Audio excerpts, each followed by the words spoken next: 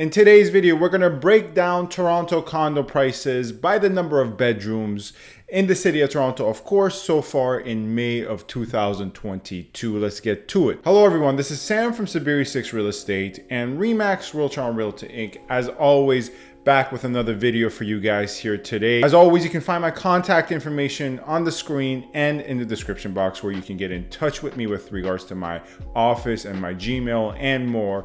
Feel free to get in touch if you have any further questions about topics covered in this video or topics covered generally speaking with regards to the Toronto/GTA real estate market. And don't forget to follow me on Instagram for what I'm selling, what I'm buying, and TikTok as well for different forms of content. Lastly, if you want to do a little bit of your own homework, feel free to just check out my Google reviews on Google as well and go through them. Enough of all that, let's get to the point of today's video, which is Toronto condo prices by the number of bedrooms. Now, we're gonna only be looking at condominium units in terms of apartments or lofts, right? That is what is accounted for in these numbers. We're not looking at condo townhouses. Furthermore, only with regards to the city of Toronto, as the title suggests, and only with regards to May. Now, of course, this is being recorded May 27th. It's probably going to be out maybe May 27th, maybe May 28th. So we do not have 1 month full of sales data. This is only accounting for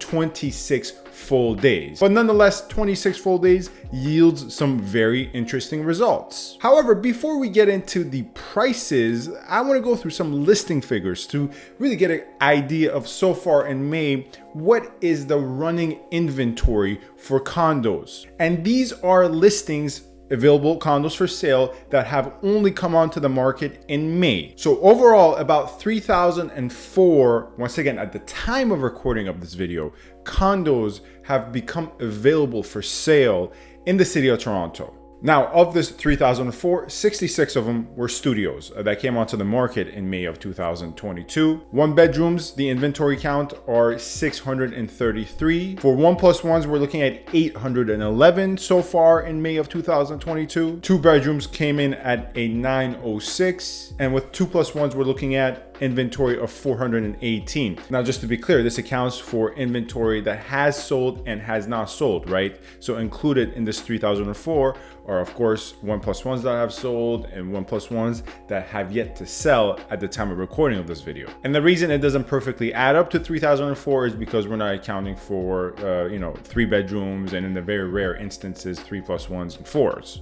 Now, in the same period, 26 days into April, as opposed to obviously May here, we had about 2,700, 2,780 to 2,788 last time I checked, around that figure. So overall inventory that has both sold and not sold, but has come onto the market in this set period is higher by a factor of almost 300. Now, what has caused this increase in inventory? There's a combination of reasons. Of course, you're going to always have people who need to sell for life purposes, a divorce or a death in the family or a job relocation. You're going to always have people who are trying to take advantage of the lowering freehold prices, who are looking to jump in and purchase, but they need to sell their condo, so they go on the market.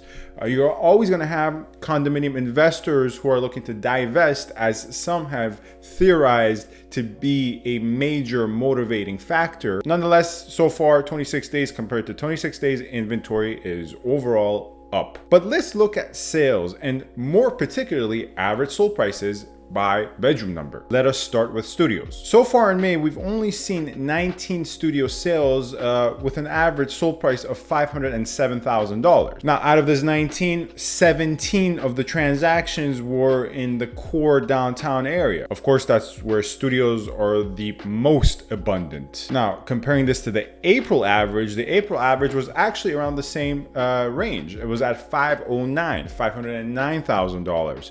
And with the studios, you're not gonna have a large variance in average because you don't have that many options in terms of scale, right?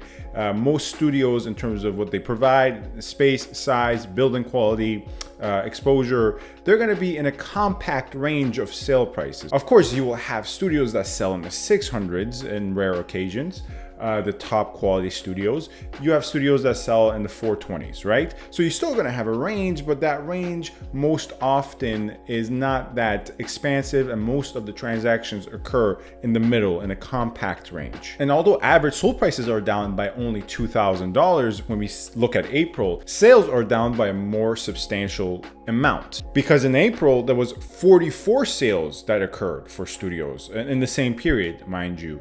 Not the entirety of April. So far, as we said, only 19 have occurred. And harkening back on the range that exists, the most expensive studios in May of 2022 have been selling for anywhere from $1,300 per square foot, which was a unit in 60 Colborne in downtown Toronto, St. Lawrence area, with some selling around the 1230s to 1240s in, for instance, 101 Charles. That's, once again, downtown, but closer to Bloor. So the top quality studios are still demanding $1,230 to $1,300, but once again, those are the exceptions. Moving forward to one-bedroom condominium units within the city of Toronto. Well, so far in May of 2022, based upon 235 sales, the average sold price of a one-bedroom within the city of Toronto has been $636,000. And once again, no surprise here, sales are down when we compare it to April. Now, this doesn't account for 1+1s. 1+1s are their own category, which we will cover next. This is just pure one-bedroom, no +1.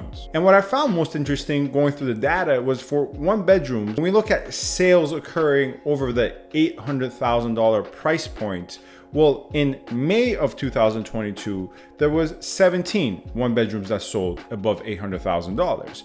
In the same period in April, there was about 24. So we can safely say so far in May, less upper end, well, in this case, using the cutoff of $800,000, less upper end one beds have sold, which is natural because overall sales figures are down, and that does have an impact on the average. And more, and this is where I tap into more of the qualitative. I haven't done any hard numbers on this yet, but this is more from my experience working with buyers.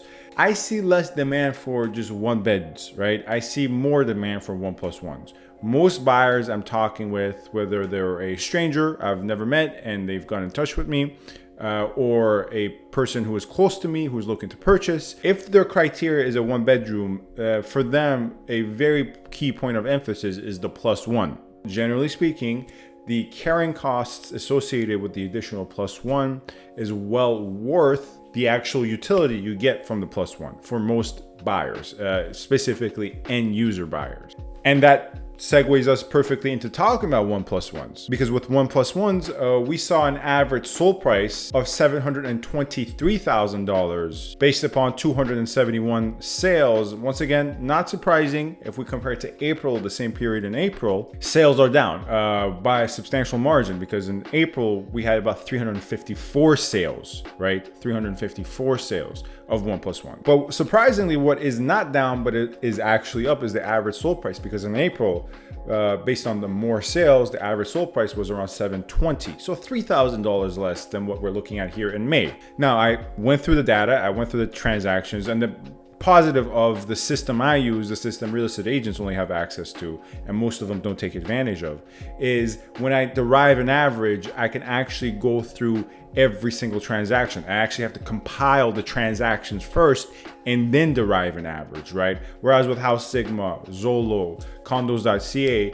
they'll just give you an average per square foot, average in the city of Toronto, average in Scarborough, average in York region, and you're not actually able to go through every single transaction to see what kind of transactions they use to derive the average. Here, I actually have the ability to go through every single sale, whether it's 300 sales, 250 sales, whatever the list of sales is that I've compiled to derive an average. I have the ability to go through all of them. And when I went through all of them, I saw in May there were 2 1+1s that sold above 1.4. One right at 1.4 at 180 University in downtown Toronto, and the other 1+1 sale that occurred at 1.8 at 436 Wellington, whereas in April you did not have any sales, if memory serves me correct, above 1.2. So does this really account for a difference of $3,000 in average?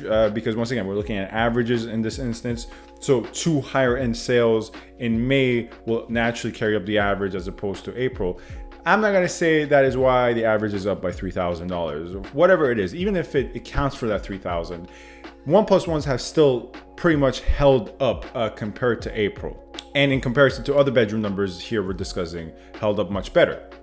Because when we take a look at 2-bedroom units, we see an average sold price of $829,000, whereas in April, the average was at $888,000. That was based upon 382 sales. Here, we were looking at 250 sales for the month of May. Now, once again, I had the privilege of going through all the transactions, higher end transactions occurring as a result, once again, impacting the averages. So when we go from, obviously $888,000 in April to now in May, we're looking at $828,000. In reality, are prices down $60,000 within the city of Toronto for 2 bedrooms? No, they're not. But are they down nonetheless? Yes. In the best way we can account for all different variables, quality of buildings, quality of units sold, all other factors, we can confidently say that 2 bedrooms are down, but not down by the factor of, $60,000. Although that is what the average indicates, but of course you have to always look at the context, right? The way I like to break it down is if me and Bill Gates are in a room, the average net worth is probably something in the billion, but that's not really informative about the actual net worth contained within that room. And lastly, we're going to end the video with looking at 2+1s, which yielded about 167 sales with an average sold price of $1,016,000. Here, in my opinion, going through the transactions, the number is more representative because in April, there was an average sold price of $1,043,000, and I find that to be far more accurate than the aforementioned 2-bedroom drop we discussed. So overall, it seems that what has dropped the most is 2 bedrooms and 2+1s, the larger condominium units, whereas studios are pretty much thereabouts the same, down minuscule amounts. 1+1s are actually up, and 1s are once again down by not that large a margin. I made a video a couple, I think, weeks to a month back talking about how at that current moment in time, what was seeing the biggest surge were the larger condominium units. That was very much so the case then, and it seems now, a month to a month and a half removed, it seems that trend has somewhat dampened and corrected. Anyways, where we stand right now is May 27th. We're a couple of days from the June 1st or thereabouts rate hike that is expected to come at 50 basis points. And then we'll have access to the month of May in full with regards to all types of prices. Freehold prices, detached, semi, condos, condo townhomes from all areas. So I'm very much so looking forward to the TREB resale market report for the month of May to go through the numbers and share them with you. And then, of course, we'll see what the Bank of Canada decision is. And we're going to discuss the fallouts of that in much more in depth as well. Anyways, that's Sam from SaberiSixRealEstate. Feel free to get in touch with me with any questions with regards to topics covered in this video or any general inquiries whatsoever. My contact info in the description box and probably on the screen. Thank you very much so for watching. Stay safe and stay tuned. Thank you.